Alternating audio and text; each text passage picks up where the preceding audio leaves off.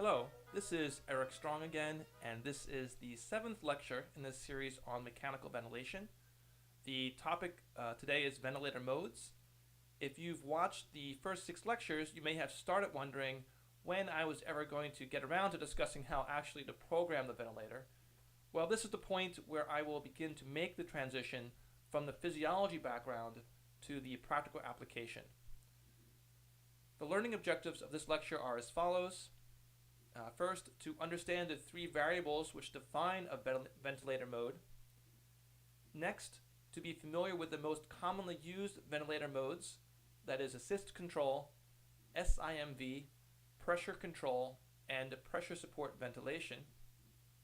Finally, to know how to choose modes for a specific situation and be aware of the advantages and disadvantages of each. Before I go any further, I want to point out 2 things.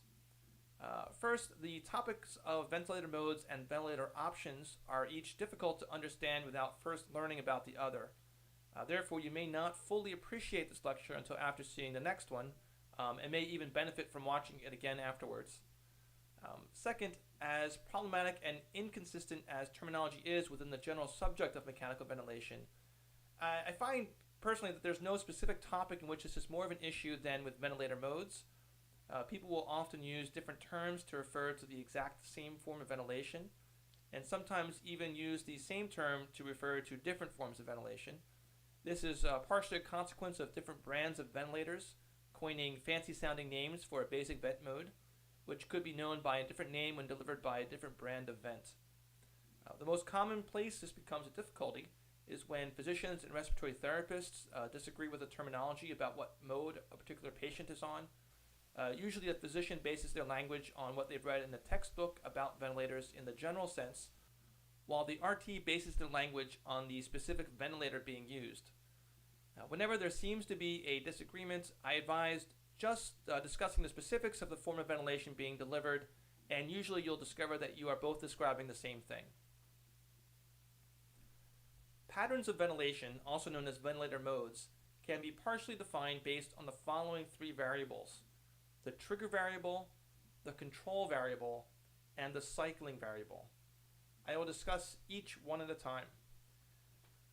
The trigger variable defines how the ventilator determines when to initiate a machine-driven breath. For patients with no spontaneous respirations, the passage of a specific duration of time is a trigger for a breath.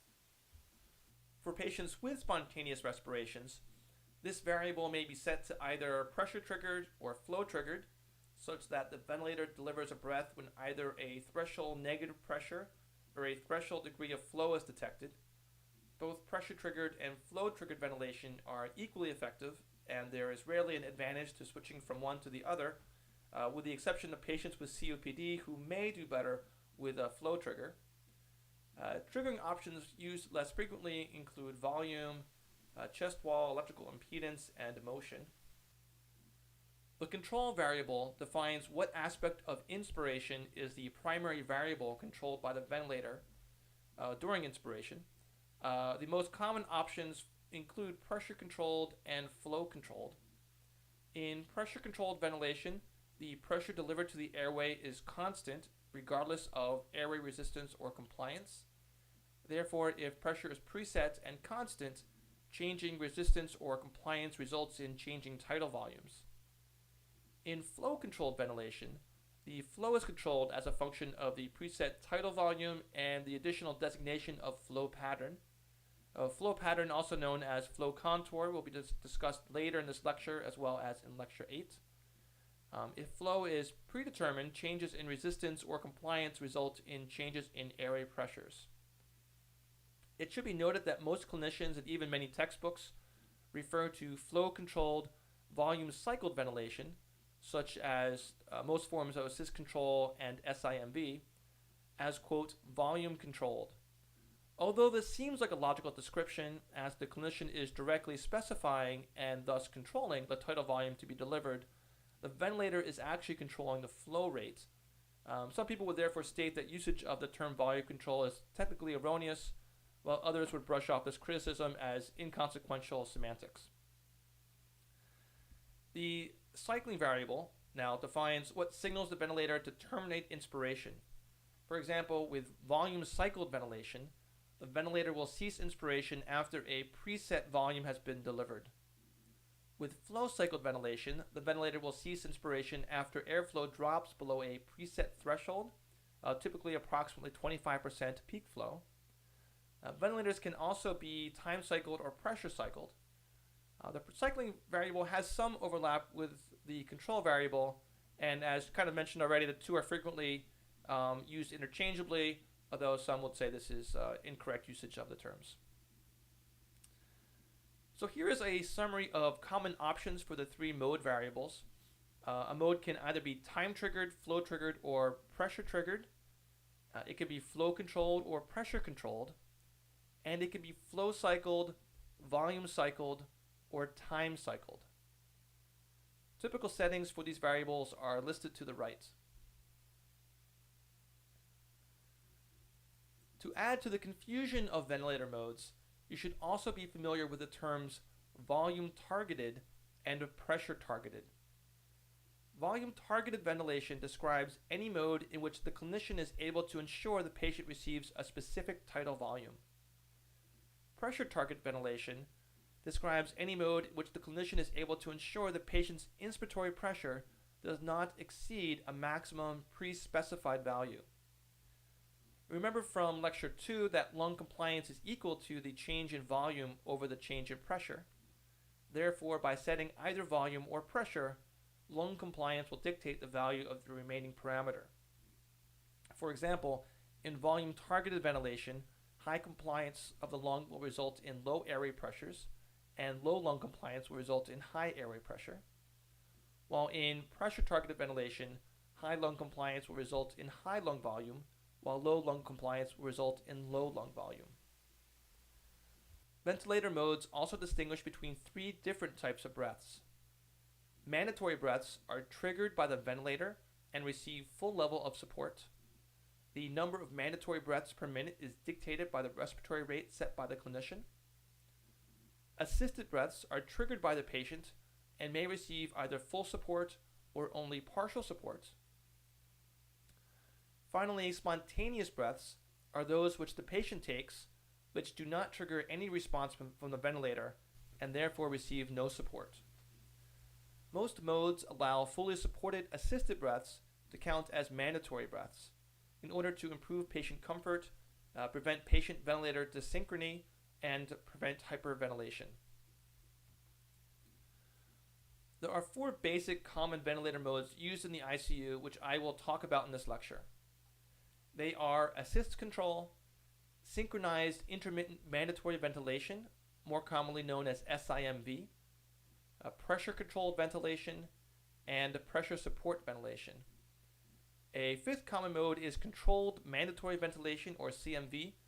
However, as this mode usually requires deep sedation and paralysis, it is rarely done outside of the OR, and I won't be talking about it more at this time. As I mentioned at the beginning of this lecture, there is a severe lack of consistency with mode terminology. Therefore, what I am referring to as pressure-controlled ventilation may be called something different by other clinicians. Also, in the common usage, the terms assist control and SIMV imply volume-targeted ventilation. However, pressure-targeted assist control and SIMV also exist, though they are much more rarely used. To best understand the differences between these four ventilator modes, I will first provide a brief description of the mode, as well as its possible options for the trigger, control, and cycling variables. I will then display graphs of airflow, airway pressure, and volume as functions of time. Here, each hash mark along the horizontal axis will represent 1 second. PEEP for all examples will be set at 5 centimeters of water. Lastly, I will list the advantages, disadvantages, and indications for each mode. The first mode I will discuss is assist control. This mode has a mix of mandatory and fully supported assisted breaths. All breaths, once triggered, are treated the same and have a consistent tidal volume. The trigger for assist control may be either time, pressure, or flow. The control variable is technically flow, though, as mentioned before, many people will refer to this as volume control.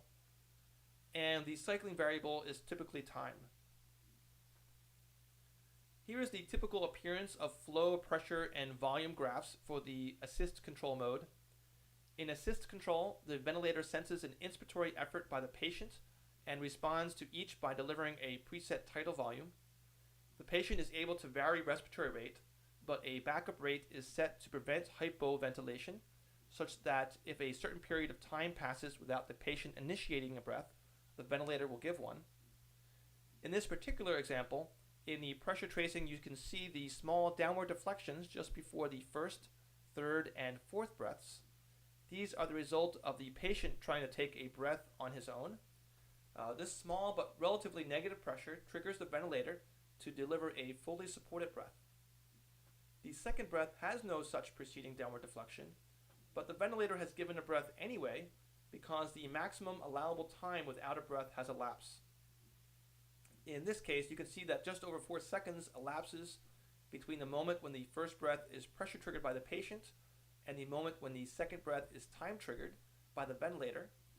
Thus, you can infer that the backup rate for this patient is probably about 14 breaths per minute. Also, you can see that the clinician has preset the tidal volume to be about 600 milliliters. The ventilator then calculates the necessary flow rate to provide that tidal volume in the amount of time designated for each breath. Advantages of assist control are that it guarantees a minimum minute ventilation and requires low work of breathing on the part of the patient. Disadvantages are that it can lead to respiratory alkalosis, an autopeep, and hypotension in hyperventilating patients. This is because every patient-triggered breath receives a full level of support. Therefore, if the rate is set to 14 and the patient suddenly begins to breathe at a rate of 28, the patient's minute ventilation will literally double, leading to a drop in arterial PCO2 and significantly increased airway pressures. Indications for assist control are critically ill patients requiring full vent support and in whom fluctuations in tidal volume are undesirable. Assist control is overall the most commonly used vent mode in the world. Let's now talk about SIMV.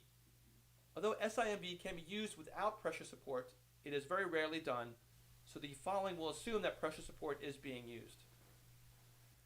SIMV is a mix of mandatory breaths, some of which are synchronized with spontaneous breaths, and assisted breaths. The mandatory non-synchronized breaths are time-triggered, flow-controlled, and time-cycled, while the assisted breaths, which are synchronized with the mandatory breaths, are pressure or flow-triggered, flow-controlled, and time-cycled. Lastly, the non-synchronized assisted breaths are pressure or flow triggered, pressure controlled, and flow cycled. These non-synchronized assisted breaths are only partially supported breaths. In this example of SIMV, the first and fourth inflations are synchronized, pressure triggered, fully supported breaths. Tidal volume has been set for approximately 600 milliliters. The second, third, and fifth inflations are spontaneous, non-synchronized breaths assisted by pressure support.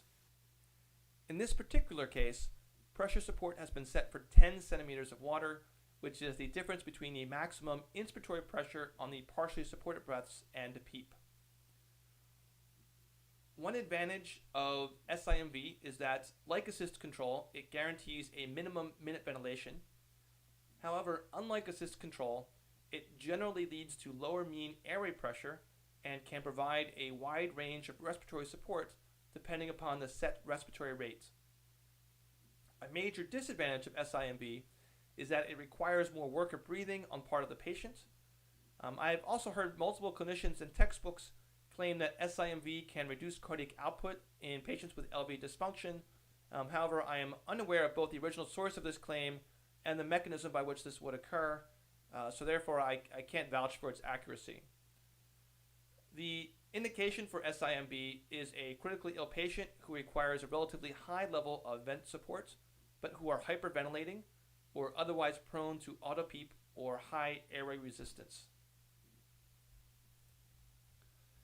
The major difference between assist control and SIMV is that in assist control, spontaneous breaths in excess of the set respiratory rate receive full support, while in SIMV, excess spontaneous breaths receive partial support. Therefore, in a patient with no spontaneous breaths, for example, a patient who is deeply sedated and paralyzed, assist control and SIMV are identical. The next mode to discuss is pressure control ventilation. This mode has only mandatory breaths in its more common formulation, and the patient is unable to trigger the ventilator. It is time triggered, pressure controlled, and time cycled. Here are the flow, pressure, and the volume tracings. The inspiratory pressure is set at 25 centimeters of water. The flow starts high with each inspiration, then rapidly declines. This is known as a decelerating flow contour, and with pressure control ventilation, it is simply a consequence of lung mechanics. There are many advantages to pressure control ventilation. It helps prevent excessive airway pressures, avoids regional alveolar overdistension, which can lead to lung injury and worsened VQ mismatch, and may lead to earlier liberation from mechanical ventilation. Unfortunately, it is very uncomfortable and requires deep sedation plus minus paralysis. It is also unable to guarantee a minimum minute ventilation.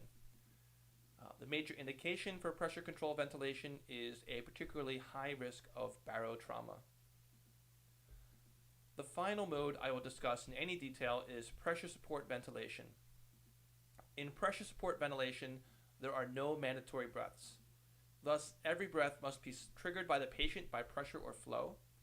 It is pressure controlled and flow cycled. In this example, the pressure support is set at approximately 15 centimeters of water. Remember that the pressure support will be equal to the maximum inspiratory pressure minus the PEEP, which in all these examples has been set at 5. Also notice in the flow tracing how inspiration is terminated by removal of the pressure support once the flow drops to 25% its maximum. The major advantage of pressure support ventilation is that it is probably the most comfortable mode for the awake, conscious patient. There are many disadvantages, including the patient must trigger each breath, a minimum minute ventilation cannot be guaranteed, it is associated with poor quality sleep than other modes, and is generally incapable of providing full ventilator support. Its indications are conscious patients and as a stepping stone immediately prior to extubation. Here is just one more relationship between vent modes which may help you to understand them a little bit better. So pressure support ventilation with PEEP, BPAP or BiPAP as it may, discussed in the last lecture, and SIMV with PEEP and with respiratory rate set to 0 are all equivalent. They will provide the exact same form of ventilatory support to a patient. Recent advances in technology have given rise to an entirely new class of ventilator modes known as dual control modes. Dual control modes use instantaneous feedback to control aspects of lung volume and airway pressure simultaneously. Remember that traditional modes target only volume or pressure, but not both, and allow lung compliance to fully dictate the other parameter. Examples of dual control modes include pressure regulated volume control. This mode is a form of pressure control ventilation in which the pressure limit is continuously adjusted in small increments to maintain a tidal volume as close as possible to the desired volume. Some ventilators have a setting known as autoflow, which is very similar to PRVC. There's also volume support. This is a form of pressure support ventilation when the amount of pressure support is adjusted up or down with each breath in order to maintain a minimum minute ventilation and minimum tidal volume. There's volume assured pressure support. This is a form of pressure support ventilation where the ventilator will provide additional airflow near the end of an individual inspiration if it predicts that the tidal volume from that inspiration will otherwise fall below a preset minimum allowed volume. Dual control modes are somewhat more complicated to use and understand than the other modes we've discussed in more detail, and are best left to clinicians and respiratory therapists with significant ventilator experience. I hope you found this lecture on vent modes to be both interesting and useful. Please continue to Lecture 8 on ventilator options, which will further round out your understanding of how ventilators work and how they can be programmed to treat patients with a variety of clinical disorders.